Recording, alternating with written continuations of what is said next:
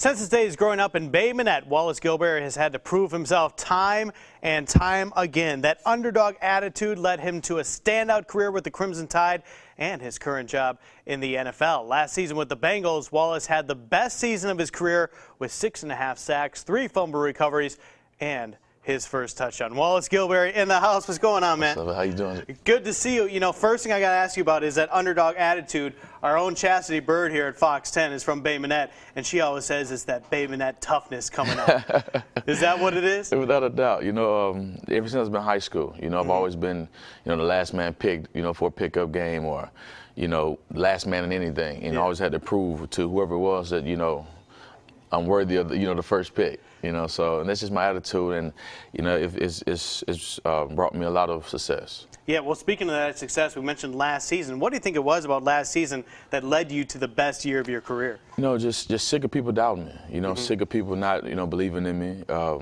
Sick of people, you know, labeling me. You know, so I just made up in my mind and made up in my body that hey, we're going to go out here and we're going to prove them wrong.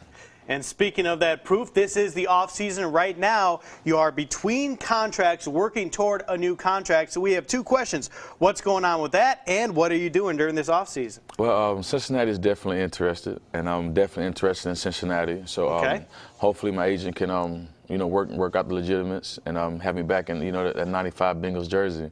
And I'm definitely, you know, back home working out, you know, at the Athlete Factory over in Spanish Fort. Speaking of which, we got some video of you doing your workouts over there. This is something you always do, and I think what's really cool, Wallace, is you come back and you let like local kids work out with you as well. I think you're an inspiration to a lot of people. Yeah, I do, and everybody, you know, I have the opportunity, you know, leaving, going to Arizona, Miami, to those big, you know, training facilities. But like you say, you know, having the opportunity, giving those kids a chance to work out with me and see, you know, my daily grind, you know, hopefully motivate one of them to, you know, want to do the same thing and take the same path I have. And if I can affect one, you know, I'm doing pretty good for myself. All right, so we focus on the personal aspects of your life. We got to talk about the big game on Sunday, though, because I have my own thoughts on it. You're in the league, so you know more than I do. I think the Niners are going to win, but a lot of people are predicting the Ravens. This one's kind of a toss-up. It is. It definitely is. And, you know, everybody keep asking me, you know, who you're going with. You know, I want to say the Baltimore Ravens because they're in our division. But at the same time, you know, that Bills offense is dangerous. Yeah. And if you don't have the discipline and the leadership,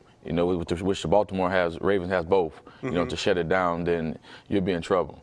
But Ray Lewis in his last game versus the young guy, Colin Kaepernick, who's going to win that battle? I'm going to go with the old man Ray. You know, I'm definitely going to go with the old timer. But at the same time, you know, that kid has a lot of injury. You know, Colin Kaepernick, he's one of the, him and RG3, they definitely transformed that quarterback position. Right. So you have to give your hats off to him and give him and respect him for that craft. But I'm going to go with the old man Ray. Last question I got to ask you, and this is not me. All the ladies are telling me, hey, if Wallace is on, you got to ask him if he has a girlfriend, local NFL star. What's up? What's the deal? So where are we at, Wallace? What's going on? I'm not dating. I say that. Okay. I'm not dating. I don't have a significant other, but I'm not dating. You know, I'm focusing on myself. I have a son who's 4.